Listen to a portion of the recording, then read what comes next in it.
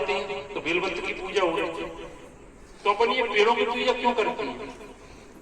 इसके पीछे धार्मिक कारण ही नहीं है। इसके पीछे का कारण ये है कि पेड़ों से हमको जीवन मिलता है और मनुष्य के जीवन के लिए पेड़ बहुत आवश्यक है, इसलिए पेड़ों की पूजा करते हैं। फिर हम नदियों की भी पूजा करते हैं। गंगा नदी पे जाते हैं लोग स्नान करने।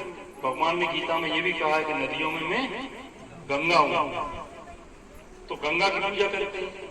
और भारत में एकमात्र ऐसी नदी नर्मदा है जिसकी परिक्रमा की जाती है। कोई भी नदी ऐसी नहीं जिसकी परिक्रमा की जाती है। तो नर्मदा नदी की लोग परिक्रमा करते हैं, 2-2 साल लगते हैं उसमें पैदल परिक्रमा करने में, और पूरा परिक्रमा पथ बना हुआ है उसका। तो हम नदियों की भी पूजा करते हैं।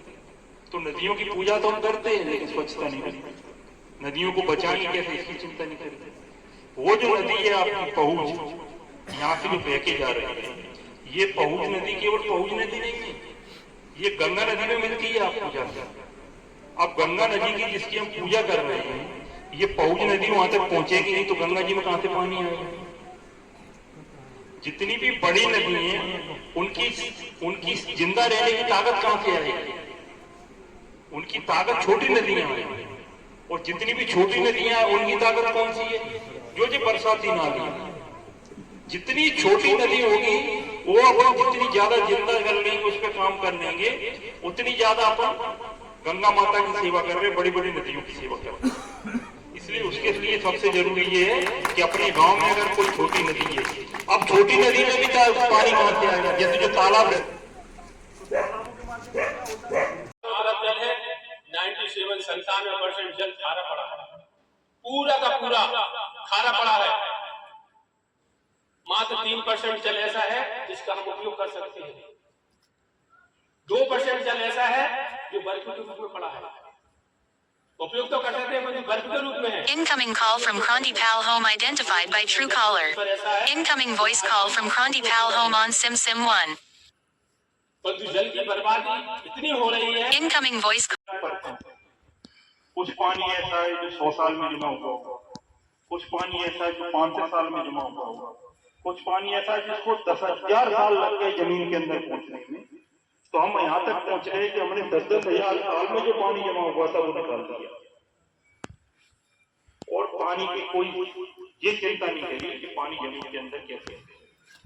अब पानी एक ऐसी चीज है जिसको बनाया नहीं जाता। घर पे बैठे कोई पानी को बना नहीं सकता, कितने के साथ पानी है उसको बना लो तो कोई समस्या नहीं, लेकिन पानी कोई बना नहीं सकता। पानी हमको कहां से मिलता है? पानी का एकमात्र स्रोत क्या है? केवल बारिश।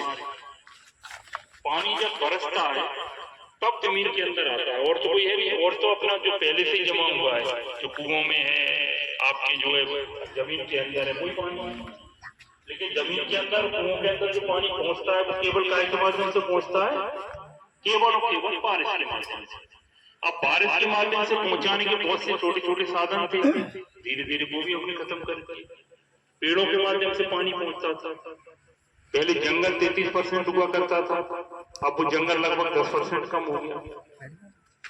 तो जितने भी पेड़ हैं, जो बड़े पेड़ हैं, ये क्या करते हैं कि पानी की जब बारिश होता है तो इनकी जड़ों के माध्यम से पानी जमीन के अंदर जाता है।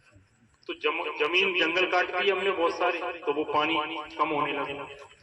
दूसरे जितने भी पहले पुराने कुएं बावड़ी होते थे उनका प्रयोग बंद हो गया, तो कुएं बावड़ी के माध्यम से पानी बारिश का उनमें जाता था। जितना बार कुआं भरता था उतना बार जमीन के अंदर पानी जाता था, जितनी बार बारिश होती थी उतना बार पानी अंदर जाता था।